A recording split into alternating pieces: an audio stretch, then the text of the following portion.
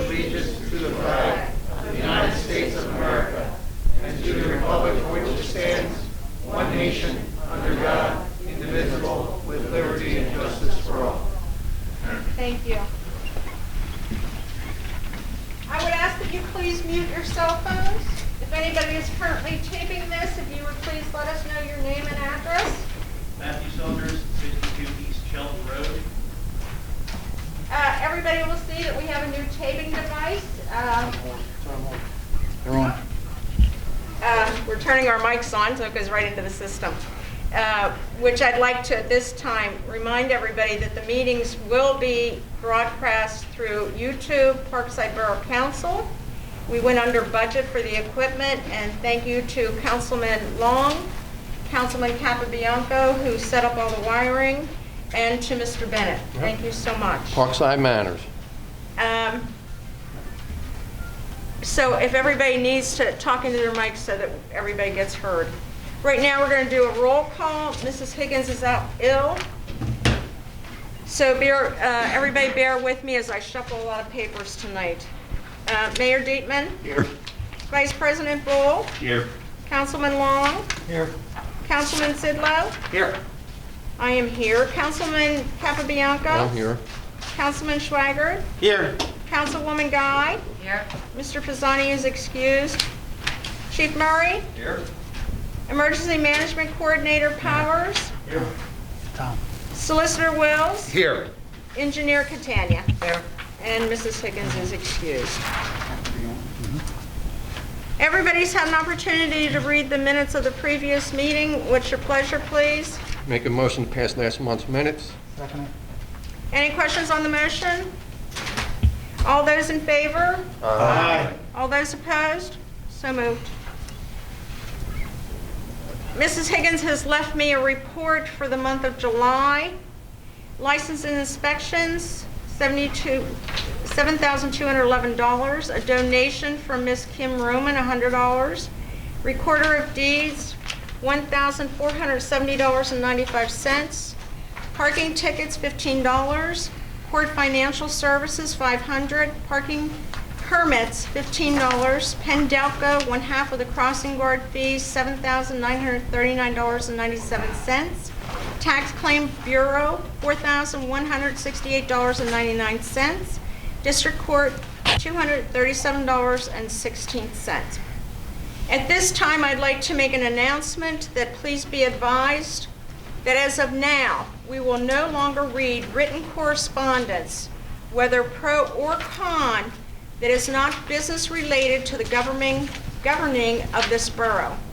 We want to take the high road and not stoke hard feelings, drive a further wedge between residents and divisions that have occurred in this borough. We need to rise above it. And Mrs. Higgins did not leave me anything else. So we will move on to the mayor's report. Mayor Dietman.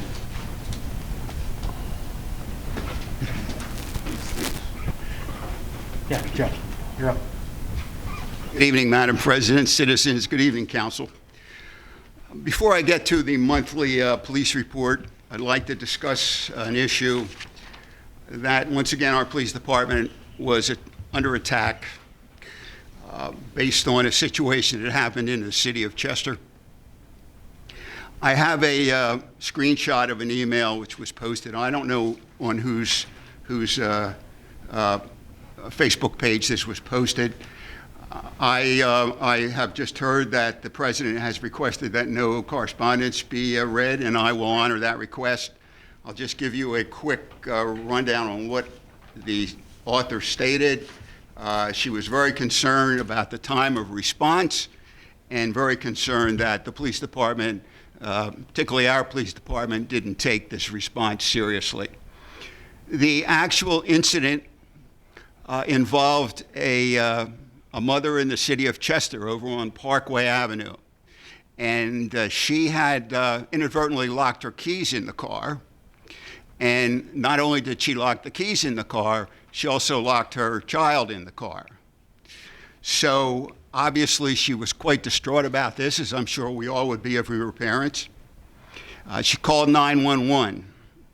And the result of all this is this particular screenshot that I have now.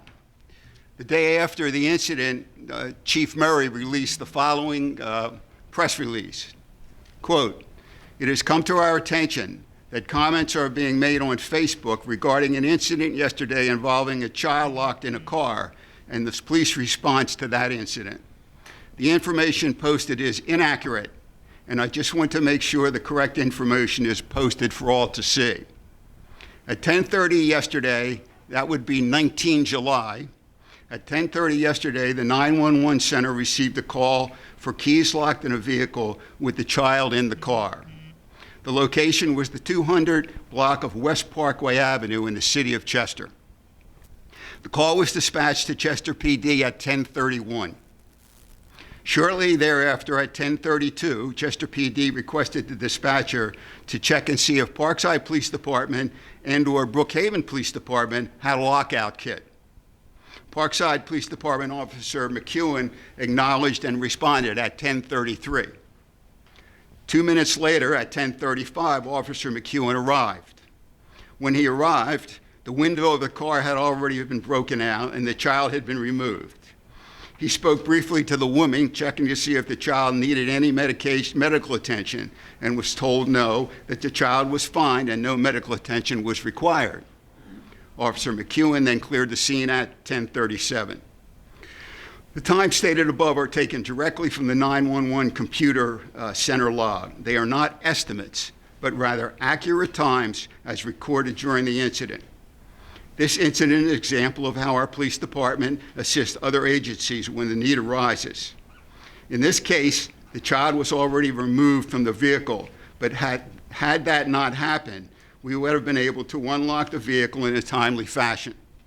Having arrived on scene in 4 minutes from the original dispatch to Chester PD and 2 minutes from when we were notified. I hope this clears up my any misinformation that was posted. And just to give you a quick rundown, at 10:30, 911 center was notified. At 10:31, 911 center notified the city of Chester. At 10:32, the Chester Police Department requested assistance from either Parkside or Brookhaven with a lockout kit. At 10:33, Officer McEwen from the Parkside Police Department responded.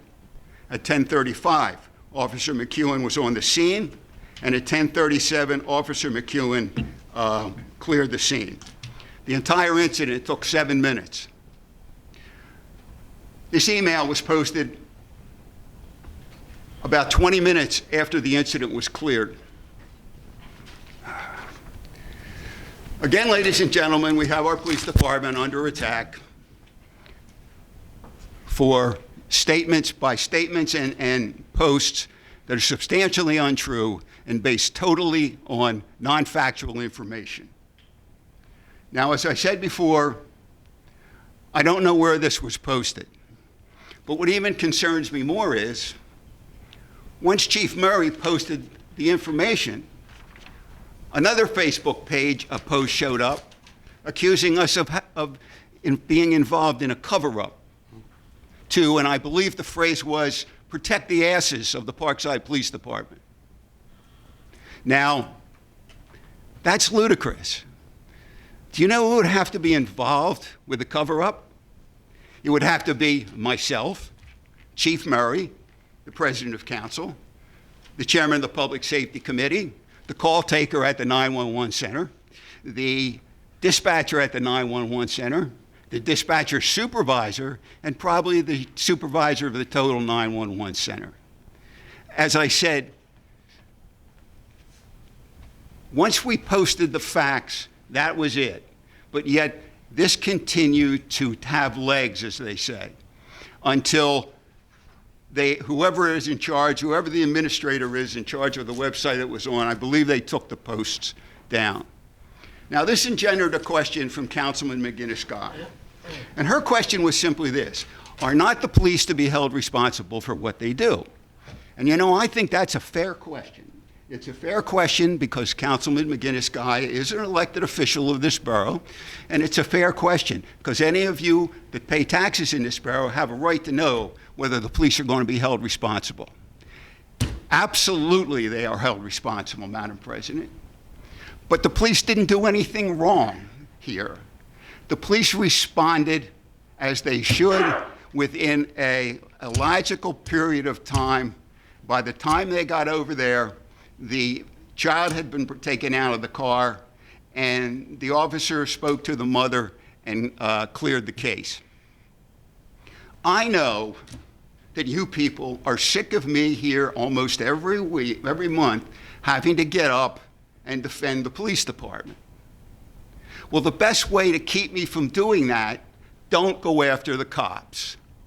Ladies and gentlemen, don't go after the cops. If you don't go after the cops, I won't have anybody to defend, and the council can go on without listening to me. That's just the way it is. I'm not going to stop doing it, especially when we have to put up with this type of fake news based on total unfactual issues. Whoever this person is that posted this, all they had to, or the administrator, whoever that is, all they had to do was pick up their phone and dial myself or the chief and say, could you explain what happened? I'm a little concerned. But it's just beyond me. So, as I said before, you can expect me to defend the police department. And if the police department if an officer on this police department does anything wrong, violates procedure, violates the law, then it's the responsibility of myself and the mayor and the chief to handle that. If you have a complaint, go through channels. Don't complain on Facebook and then take it down. Thank you, Madam President. Also, and finally, let's talk about what good the police department did for us. Do you have a next report month. tonight? July 1st, 2020 to July 31st, there were 19 crimes reported. There were 4 thefts from vehicles, 6 attempted thefts, 1 theft other, 1 robbery, 1 disorderly conduct, 3 assaults, 1 motor vehicle theft, and 2 others. 103 calls for service. Other than somebody brandishing a weapon at a police officer, the most dangerous call a police officer can go on is a domestic. In that period of time, our police officers responded to 11 domestics in this small town. There were 3 suspicious persons, 7 medical emergencies, 2 neighbor disputes, 6 animal complaints, 10 assist other agencies, and 4 public service. There were 3 motor vehicle stops, and there were also 2 very serious motor vehicle accidents. So other than that, that's my report, and thank you very much. Does anybody have any questions for the mayor on his report? At this time, if any citizen wishes to address council on agenda items only, agenda items only. Moving on to the president's report, we have scheduled budget meetings for council on Mondays, September 14th and October 12th at 6:30 p.m. and they will be duly advertised. We have scheduled, based on the availability of our engineer and our solicitor, a planning meeting of council on Thursday, September 17th at 6:30 for the Delcora 537 plan. I had received questions from constituents concerning the Pendelco School District tax. Are they going to be reimbursed because school is going to be virtual learning? I reached out to the president of the Pendelco School District Board, and he responded with, currently there is no plan to reimburse or reduce the current school taxes for Pendelco School District. Although it may seem that there is a cost savings by having virtual learning, the district has seen an increase in spending since the pandemic has occurred. And he gives several reasons as to why the district will not be reimbursing any type of funds to the general public. And he also says that the school district has always taken pride in running on a very lean budget. I guess it's his opinion. Also, I'd like to just mention that the 19th Amendment was ratified today, giving women the right to vote, and it's Women's Equality Day. So I thought I'd throw that one in. Thank you all for that one. Thursday, with Miss Catania, I'll be attending a kickoff meeting for our 2020 CDBG grant in the amount of $93,600. So we're very excited to get this grant moving forward. And council will note in Mr. Pisani's bills, our insurance premiums are starting to go up. Also, council had an executive session in which we did have a quorum in attendance. We also had 2 members of the fire company in attendance, and I appreciate their help. I am going to make an official statement concerning this quorum. I would ask that be put on our website, an email blast be put out, and if everyone can share this information with the residents in any way you choose. And also, I've asked Mr. Bennett to please place this information in the newsletter. And if we can share this with as many people, many of our residents as we can, I'd appreciate it. The officers of the fire company have diligently negotiated with Prospect Holdings, the company that currently owns Crozier Chester Medical Center and other entities, for over a year now, to have the paramedics stay at the Parkside Fire Company. Prospect Holdings has requested that they enter into a contract with the fire company for $31,000 a month, the same contractual amount in which Springfield Township would also be paying. This amount of monies is not financially feasible. Most certainly, you cannot compare Springfield Township to Parkside Borough, not only in size, but financially. We have had a paramedic unit in the firehouse for almost 20 years, in which the fire company has received 100% of the billing, and last year purchased a new ambulance. The end result is the paramedic units will be pulled out of Parkside Fire Company by Prospect Holdings on September 13th. Unfortunately, those of us who have subscribed to the ambulance service will not be reimbursed for the subscription amount. Crozier Hospital will be supplying ambulance service after September 13th to our residents. They will be billing individual insurance companies, whether you have insurance through an Obamacare company, private insurance, or Medicare. We believe that the difference from the insurance carrier's portion will be billed to the patient. Our police department and the 911 center will be so advised, along with the neighboring communities, of this changeover. I would like to thank the officers of the fire company and Mr. Wills for all their time and hard work to try to keep the ambulance service here in Parkside. And shame on Prospect Holdings for looking at money and profit and not looking at our residents' needs to have the paramedics stay here. So again, I'd appreciate if we could get this out to as many of our residents as possible so that they are aware when they see 82.7, I think is the first unit that'll roll down. Can you send me that electronically? If I can. All right. Or you can do a synopsis, however you All want to right, do it. all right. I'll try to, I'll make myself a note. Please do that. I will try. Ladies and gentlemen, that's all I have this evening. Unless you have a question, we'll move on. Junior Madam Council, President, I have a question. would you hold it until Just call? asked if we had questions. No, council. Oh, I'm sorry. That's okay. Hold it for call to citizen, please. Our junior council person is not here this evening. We'll move on to Nick Capabianco. Thank you, Madam President. All police vehicles have went under their general maintenance for the month. I'll move on to code enforcement. We have a problem property here on West Avon. It's in foreclosure. There's trees down in the back there that hit the back of the house, and it's all caved in, and it's just laying there. It's all messed up, and I I sent them certified mail, they received it, they didn't reply back to me, so I will be seeing them in court.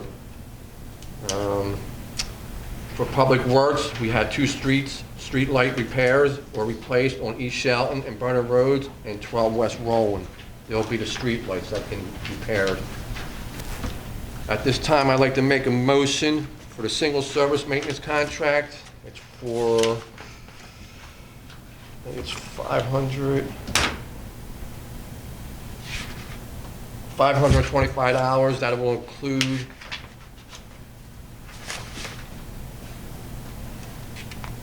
for the year, that will include, let's see, what it includes.